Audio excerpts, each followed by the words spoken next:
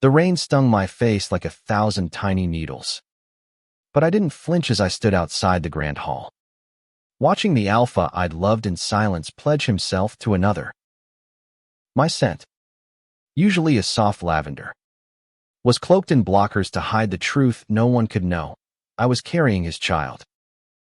By dawn, I'd be gone from Bar Harbor, Maine, leaving behind the pack, the pain, and the man who'd never seen me as more than his loyal Omega servant.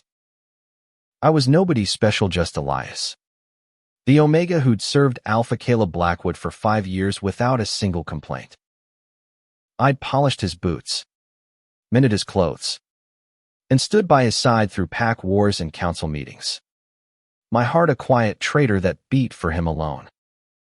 But tonight, as fairy lights twinkled and the pack celebrated his engagement to Lila, a highborn beta from a rival pack, I was invisible, my sacrifice buried under the weight of duty.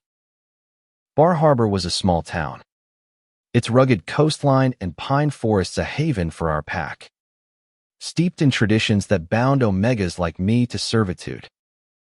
Caleb, with his broad shoulders and storm-gray eyes, was the pack's Prydean alpha born to lead. His pheromones a heady mix of cedar and wildfire that made my knees weak. I'd been 16 when I was assigned to him, a scrawny kid with no family, grateful for a purpose. Over time, gratitude became something dangerous, something forbidden. It happened 6 weeks ago, under a blood-red moon. The pack had won a brutal skirmish against rogues encroaching on our territory, and Caleb, bloodied and triumphant, had stumbled into his cabin, drunk on victory and whiskey. I'd been there, as always, tending to his wounds. His touch, rough yet desperate, had unraveled me. Elias, he'd whispered, my name a prayer on his lips. And for one reckless night, I let myself believe he saw Minute just the Omega. But me. The memory burned as I stood in the rain, my hand pressed against my still flat stomach. I hadn't meant to fall pregnant. Omegas like me were taught to control our cycles. But fate had other plans. Now, Caleb was betrothed to Lila to secure an alliance, and I was a secret that could ruin everything. The pack revered him, and I'd seen the way they whispered about Omegas who dared to dream above their station. If they knew, I'd be cast out or worse. I slipped into the shadows of the hall, my soaked clothes clinging to my skin. Inside, the air was thick with the scent of wine and celebration. Caleb stood at the center, his tailored suit accentuating his powerful frame, laughing with Lila, whose golden hair gleamed under the chandeliers. She was everything I was confident, pedigreed, and chosen. My chest tightened, but I forced myself to move, delivering a tray of drinks to the elders. Elias, you're dripping, snapped Mara, the pack's matron, her eyes narrowing. Don't embarrass us tonight. Yes, ma'am, I murmured, head bowed. But as I turned, I caught Caleb's gaze across the room. His eyes locked on mine, a flicker of something guilt. Maybe. Before Lila tugged him away. My heart twisted, but I kept my face blank. I'd perfected the art of hiding my pain. Later, as the guests danced, I escaped to the cliffs overlooking the Atlantic. The wind howled, carrying the salt of the sea and the ache of my secrets. I clutched the scarf Caleb had given me years ago, a simple gesture I'd clung to like a lifeline. You're stronger than you know, he'd said then, his voice soft. Now, those words felt like a cruel joke. Footsteps crunched behind me. I didn't turn, but I knew it was him. His scent hit me first, That intoxicating cedar that made my body betray my resolve. Elias, Caleb said, his voice low, almost broken. Why are you out here alone? I faced him, rain blurring my vision. Shouldn't you be with your fiancée? The word tasted like ash. He flinched, his jaw tightening. This alliance, it's for the pack. You know that. I wanted to scream that I knew too much, knew the way his hands felt on my skin. Knew the life growing inside me that could destroy his future. Instead, I said, I've always done my duty. Alpha. I won't stop now. His eyes searched mine, and for a moment, I thought he'd close the distance between us. But then he stepped back, the weight of his title pulling him away. Go home, Elias. It's not safe out here. I watched him walk back to the hall, my heart splintering. He didn't know I had no home to go Tonad anymore. By morning, I'd be on a bus to nowhere, carrying a secret that could never be his. The next day, I packed what little I owned, a few clothes, the scarf, and a worn photo of the pack, Caleb's face at its center. The bus station was a gray blur of faces, none of them kind. Omegas didn't leave packs without permission. I'd be marked a runaway, a traitor, but staying meant risking exposure, and I wouldn't let my child grow up in shame.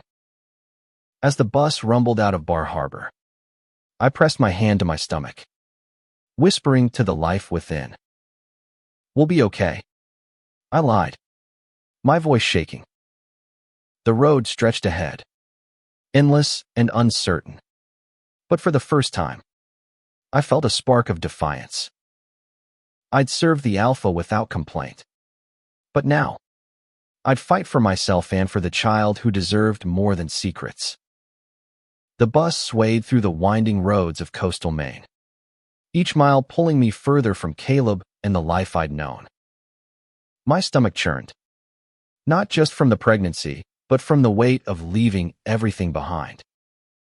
I'd chosen Portland, a city big enough to disappear in, where no one would care about an Omega with no pack. Portland's streets were alive with noise-honking cars, street musicians, the tang of salt and fried clams in the air. I found a cheap motel, its neon sign flickering like my resolve. The room smelled of mildew, but it was mine, paid for with the last of my savings. I sat on the sagging bed, clutching Caleb's scarf, its faded blue threads a reminder of what I'd lost. Days turned into weeks. I took a job at a diner, scrubbing dishes until my hands cracked, my scent blockers a constant expense to hide my condition. The city was kinder than Bar Harbor, but I was still an outsider, my Omega status a quiet stigma. At night, I'd lie awake, one hand on my growing belly, imagining a world where Caleb had chosen me. One evening, as I wiped down tables, a news broadcast flickered on the diner's ancient TV. Caleb's face filled the screen, his voice steady as he spoke about pack unity at a regional summit. My heart lurched. He looked tired, his eyes shadowed, but still impossibly handsome. The reporter mentioned his upcoming wedding to Lila, and I turned away, bile rising in my throat. Everything okay, Han? Asked my coworker, Sarah, a beta with a kind smile. I nodded, forcing a smile. Just tired. But Sarah's eyes lingered, as if she sensed the weight I carried. She never pried, but her small acts of kindness shared coffee. A gentle pat kept me from breaking. 3 months into my pregnancy, I started to show. I wore loose sweaters, but the diner's manager, a gruff alpha named Hank, noticed. You hiding something, Elias? he asked one night, his tone sharp. No, sir. I lied, my heart pounding. Alphas could sense deception, but Hank just grunted and let it go. I knew I couldn't stay much longer. If my pregnancy was exposed, questions would follow, and the pack might find me. That night, I walked to the waterfront, the city lights reflecting on the dark water. I was alone, but not entire Limey Child was with me, a quiet companion in my fear. I whispered names to the stars. Amelia. If a girl. Lucas. If a boy. I wanted them to have a name that meant strength, something I was still learning to claim. Then, a scent hit Messidar and Wildfire. My breath caught. It couldn't be. I turned, and there he was, Caleb, standing at the edge of the pier, his coat flapping in the wind. His eyes found mine, and the world tilted. Elias, he said, his voice raw. I've been looking for you. I froze, my hand instinctively shielding my belly. Why? I asked, my voice barely a whisper. You have everything you need back home. He stepped closer, his pheromones wrapping around me like a dangerous embrace. I thought I did. But you left. And nothing's been right. My heart screamed to believe him, but my head knew better. You're marrying Lila. You made your choice. It's not a choice, he said, his voice breaking. It's a cage. The pack. The Allianceites, all I've ever known. But you, he reached for me, then stopped, his hand falling. You were the only thing that felt real. I wanted to collapse into him, to let his warmth erase the months of loneliness. But I stepped back, my voice trembling. I can't be your secret, Caleb. Not anymore. His eyes darkened, and for a moment, I thought he'd argue. But then he nodded, his shoulders slumping. I don't deserve you. I never did. He left me there, the wind swallowing his scent. I sank to my knees, tears mixing with the salt air. I'd wanted him to fight for me, but maybe this was his way of letting me go. The next morning, I found an envelope slipped under my motel door. Inside was a wad of cash and a note in Caleb's handwriting, for you and your future. I'm sorry. No signature. No promises. Just enough money to start over. I stared at the note, torn between anger and gratitude. He'd found me, known I was struggling, but he hadn't stayed. I tucked the money away, vowing to use it for my child, not for him. I wasn't his Omega anymore, I was Elias, and I'd build a life on my own terms. 6 months later, my belly was round, my steps slower, but my spirit fiercer. I'd moved to a small apartment in Portland, using Caleb's money to pay for a midwife and a crib. The diner job was gone. Hank had grown too suspicious, but Sarah had helped me find work as a seamstress, stitching clothes for a local boutique. It wasn't much, but it was honest, and it was mine. The pack hadn't come for me. I'd expected trackers, but either Caleb had kept my secret, or they'd written me off as worthless. I preferred the latter. It meant I was free. Still, I kept my scent blockers, hiding my Omega status and my pregnancy from a world that judged both.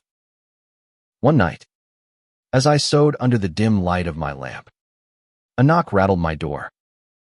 My heart raced. Strangers didn't visit at midnight. I grabbed a kitchen knife, my instincts sharp despite my condition. Who's there? I called. It's me, came a familiar voice. Sarah.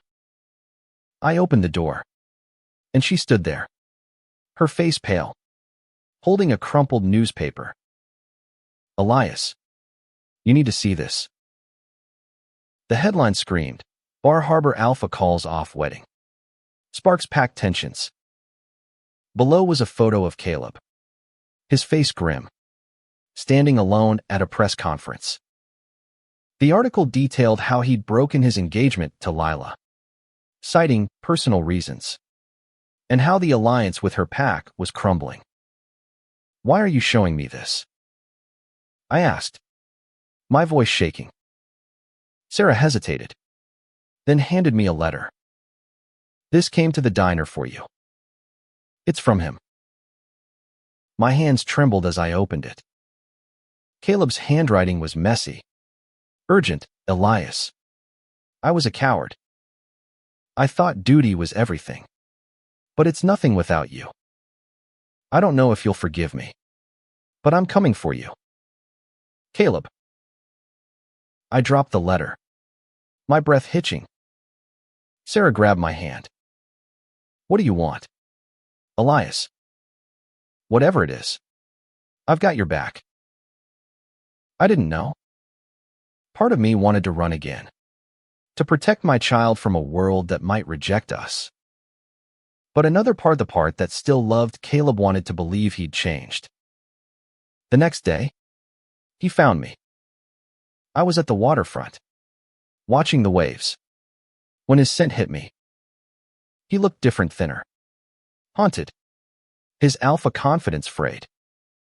"Elias," he said, stopping a few feet away. "I need to say this." I faced him, my hand on my belly, no longer hiding. His eyes widened, and I saw the moment he understood. "You're," he whispered, stepping closer. "Pregnant," I finished, my voice steady. "Yours. But I didn't tell you because I didn't want to trap you." He sank to his knees, his head bowed. "I've trapped myself my whole life. The pack, the rules, I let them define me. But you're my home." Tears stung my eyes. "You left me to face this alone." "I know," he said, his voice raw. "And I'll spend my life making it right, if you'll let me." I wanted to believe him, but trust was a fragile thing. "What about the pack? The alliance?" "They'll survive," he said, standing. "I've stepped down as alpha. My brother's taking over. I'm done living for them." The words hit me like a wave. He'd given up everything, the title, the power, for a chance with me. I stepped closer, my hand trembling as I touched his face. "This doesn't erase the pain," I said, "but I want to try. For our child. For us." He pulled me into his arms, his warmth a promise against the cold. We stood there, the waves crashing below, two broken souls daring to hope. Months later, our daughter, Amelia, was born under a spring sky. Caleb was there, his hand steady as he cut the cord, his eyes shining with love. We weren't perfect, scars lingered, and the pack's whispers followed us, but we were free. I'd served the alpha without complaint. But now, I stood beside him as his equal. Our daughter, proof that love could rewrite even the cruelest fates.